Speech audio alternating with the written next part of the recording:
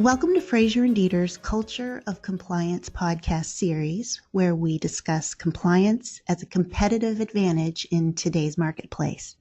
I'm Sabrina Serafin, partner and national leader of Fraser and Dieter's process, risk, and governance practice. Today, we're talking to Michael Parisi, the Vice President of Assurance Strategy and Community Development with the HITRUST Alliance. Michael, welcome.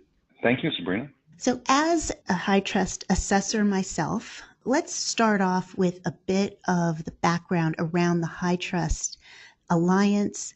What were the driving forces and what inspired the creation of HITRUST? Sure. So when you think back to almost 12 years ago now, HITRUST was born in the healthcare industry, and now it's moved to be applicable to all industries within the community. But you had a number of large healthcare organizations, right? So you had health plans, hospital systems, and a lot of their third parties, right, or business associates, get in a room and identify a number of common challenges that they were all facing relative to compliance, right? And compliance is an interesting term because when we think about, this idea of culture of compliance, I think a lot of organizations and people jump right to regulation, right? That's the first thing that comes to mind.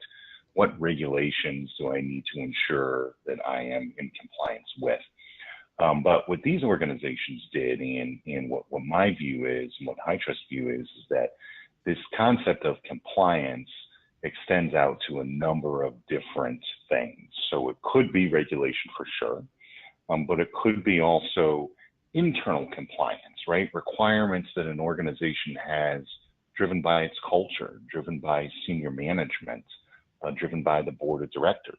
Exactly. It could be external compliance with other standards and factors, right? So I think what we need to do as a community is not just think of compliance as regulation. It really has to do with security and privacy posture and culture within any organization. So when we think through that, again, 12 years ago, these healthcare organizations came together and said, our process is broken, right? Internally, we're all running around trying to ensure we are, quote unquote, in compliance with a number of regulations and standards. We're all doing it differently.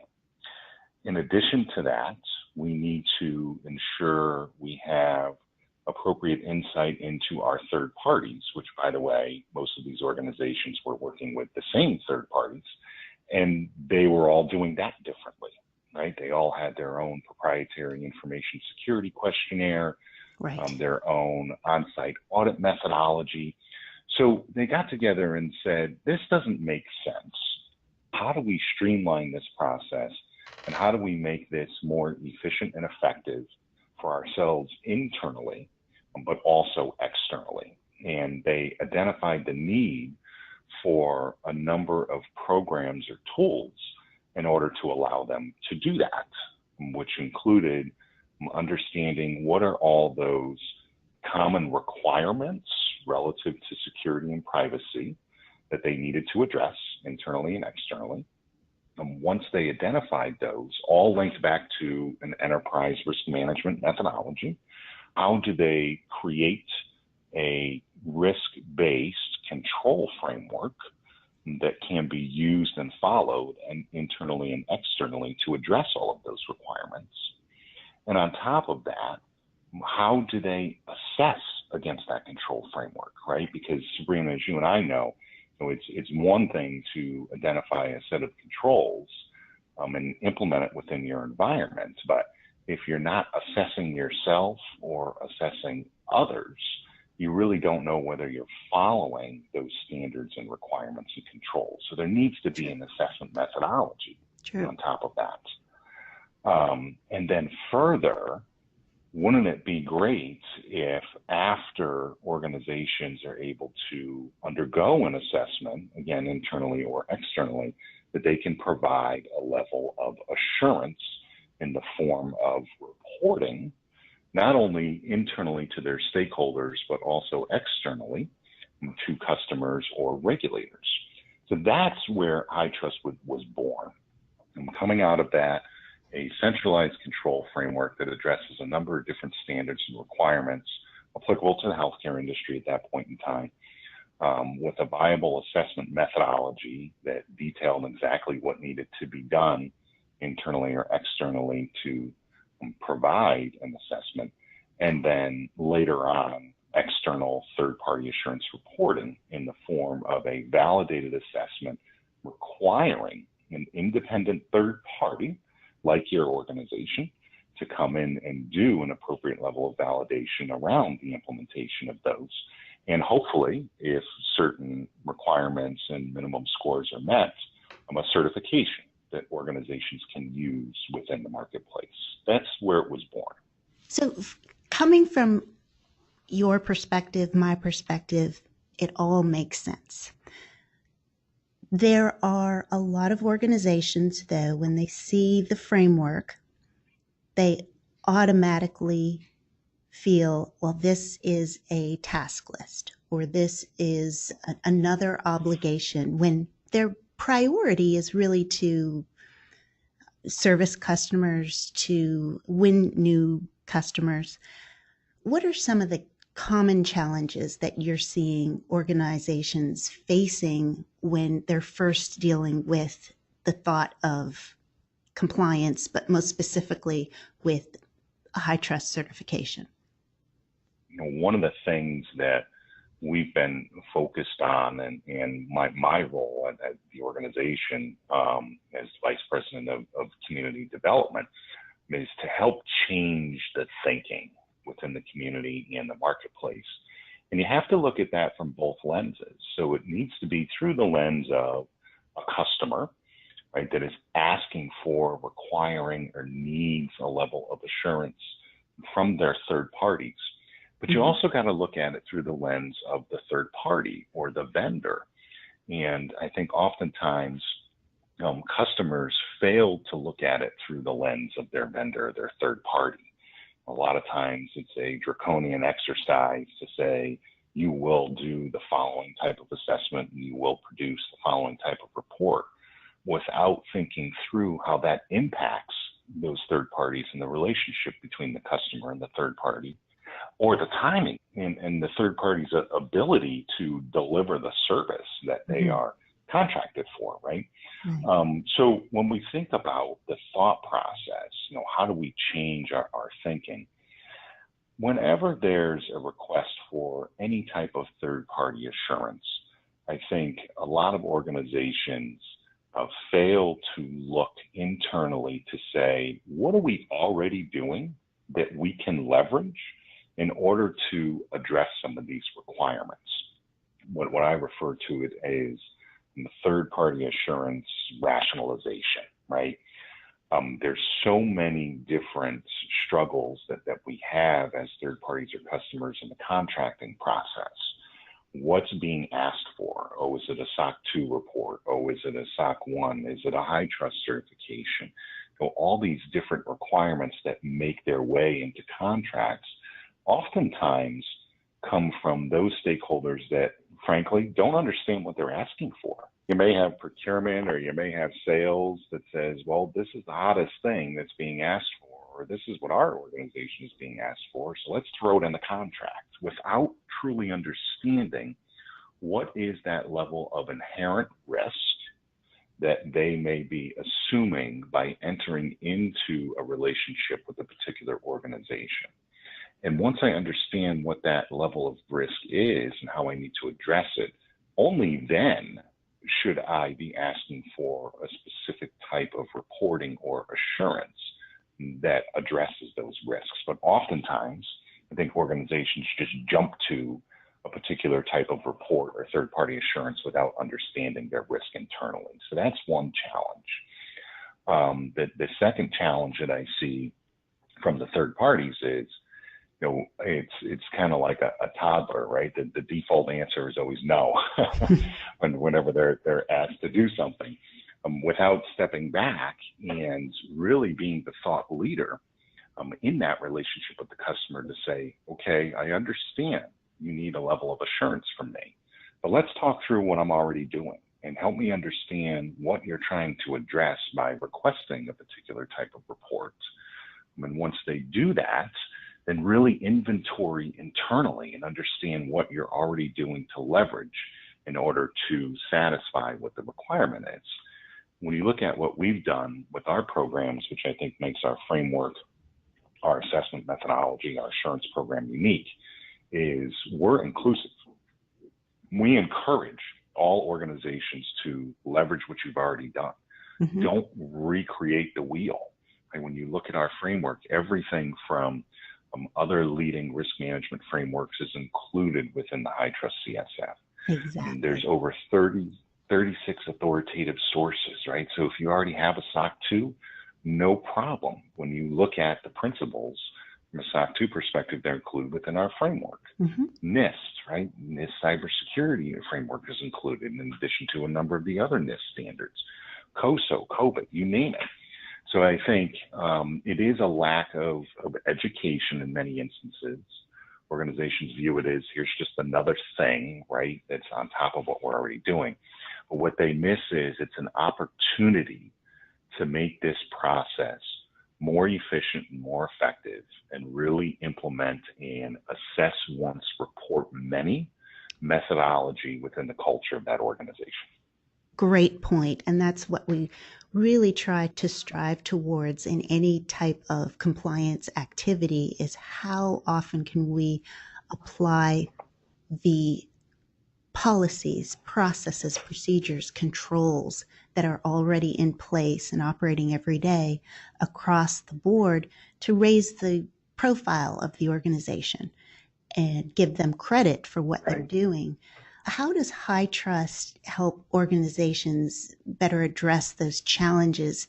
Our jobs are hard enough as it is, right? So when we think about the struggles around a demand for increased assurance, and you mentioned this at the beginning of our discussion, it's not getting any easier, right? Mm-hmm. There's a lot of confusion that exists amongst customers and third parties in terms of what they need to do in interacting together, but also what they need to do internally. As we know, there's constant growing compliance risk and certainly liability. The regulators are getting smarter, believe it or not.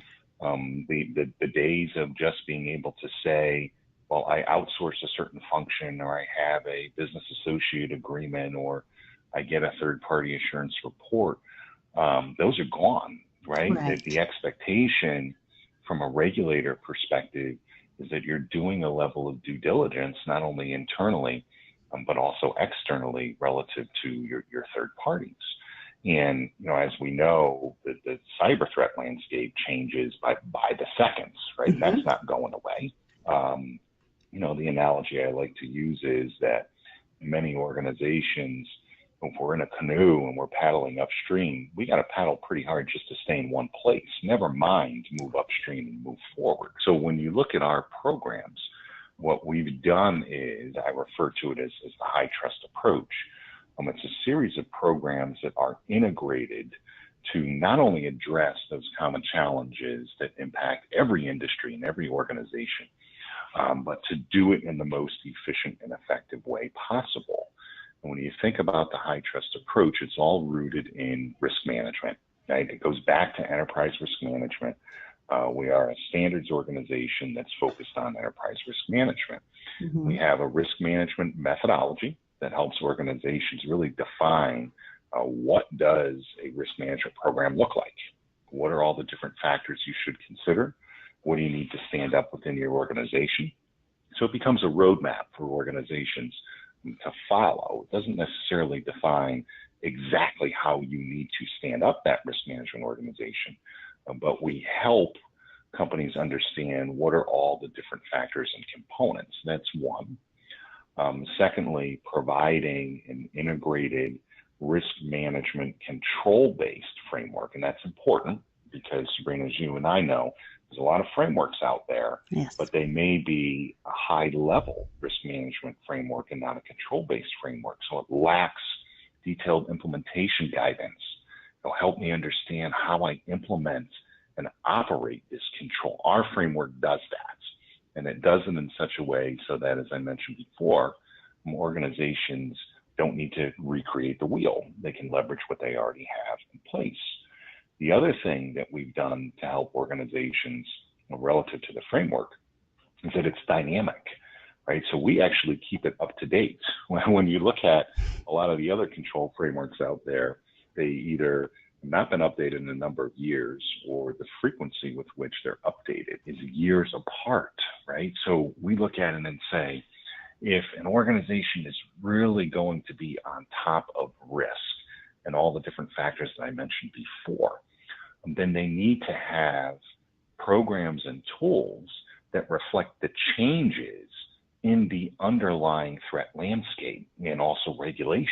So we keep that framework up to date. When you think about the costs that organizations have to go through to update their information security questionnaire, to do research on, well, what are all the different regulations that have changed and frameworks? I mean, that's so many cycles that organizations spend to update their own proprietary tools. We provide a dynamic tool set to the marketplace that we make the investment to update on a periodic basis to reflect those changes. And then in addition to that, the assessment methodology is something that we've rolled out a long time ago, and we update that on a periodic basis as well. And what really determines those updates is what type of feedback are we getting from the community, the marketplace. They may say, we need a little more comfort around X, for example. And then lastly, we manage what we call our independent third-party assessor program, which I know you're very familiar with your organization being one of those. We ensure that as a community, when you select an independent third party to help you do these assessments, that third party is viable and meets a minimum necessary level of our standards from a quality perspective. So you have comfort in the reliability of that organization that you're working with. And then lastly, we've established ourselves as the independent objective certifying body so that we can provide organizations a certification if minimum requirements and scores are met, that they can use to be more transparent around their security and privacy posture internally and externally. And it helps them from a competitive perspective as well in the marketplace to differentiate themselves. Let's switch gears a bit and talk about some of the real-world application of the HITRUST programs. Can you give our audience an example of how organizations are leveraging HITRUST today? Yeah, so there's obviously a number of different examples. I think that the first one that I always use, it started almost 5 years ago now, and it was healthcare based, was that you had 5 of the largest health plans, health insurers in the world come together to specifically address the third-party risk management challenge, right? And they basically told their third parties that when you look at the requirements that exist within HITRUST, that's the standard that we want you to meet as our third parties. And there's a number of reasons why, but basically they said, this is the standard we hold ourselves to. So anybody that wants to do business with us, we want you to hold yourself to our standards. And a lot of that, of course, is driven off of regulation when you think about the requirements that they need to be held against. But these health plans went out and it was a two-way street. So they told their third parties that if you implement this standard, you assess yourself against this standard, and you provide us that validated assessment report in the form of a HITRUST CSF assessment from an independent third party, which would be a HITRUST assessor. What we will give to you in return is we will not send you a 400-page proprietary information security questionnaire that's probably 6 years outdated, right? We're not going to send a team of 10 people on site to audit you for 2 weeks. We're basically going to leave you alone. And that started 5 years ago. And the feedback in the marketplace initially was a lot of what you and I were talking about at the beginning of our discussion. But they quickly got on board, and as they went through the process, they actually started to thank these health plans to say, it made my overall third-party assurance process more efficient and more effective. And by the way, I have one report that I can use with all 5 of you, right? So it's one investment that made my life easier. A more recent real life example would be what is the Provider Third-Party Risk Management Council. This is actually an independent organization that's made up of some of the largest hospital systems in the world. And they looked at what the health plans did 4 or 5 years ago, and they're now rolling out and implementing the same thing. It was announced in September of last year at the upcoming HIMSS conference in February. There's going to be a number of events that the council is holding. And it's the same thing. They went to their third parties and said, if you undergo a HITRUST assessment, you don't have to do anything else. And as a matter of fact, you will become a preferred vendor or third party for all of these provider systems. And these are large hospitals, right? They're your UPMCs, your Tufts Medical Center, Cleveland Clinic, Mayo, right? Some of the largest organizations in the world. So they recognize the need. And I think that the last example that I can give that's been formally announced actually as of last week is the travel and leisure industry, right? So when you look at other industries that are trying to address the same problem, last week, Sabre, for example, which is basically the backbone of every airline and hotel system in the world, announced that they are asking all of their third parties to undergo a HITRUST assessment. And if they do, they will leave them alone because it will meet all of their requirements. And so those are just 3 examples, and there's many more. But those are the ones I usually highlight because I think they're the most impactful examples of organizations realizing the value of this process. Well, thank you, Michael. And we honestly could continue this conversation. So we've actually proposed that this be a 3-part series. Michael will be joining us for 2 additional podcasts so that we continue this conversation and expand it to the larger listening audience who have an interest in implementing the audit once, report many thought process when it comes to compliance, but also to not forget that compliance is an opportunity not just to protect our organizations and our customers, but also to raise the profile of our organization within the marketplace. So thank you for listening to Fraser and Dieter's Culture of Compliance podcast today. Please join us for our next episode as we continue to discuss transforming compliance requirements into investments in your business. Thanks for listening to one of Fraser and Dieter's branded podcasts. To learn more, connect with us on LinkedIn or visit us at FraserDieter.com and be sure to subscribe so you never miss an episode.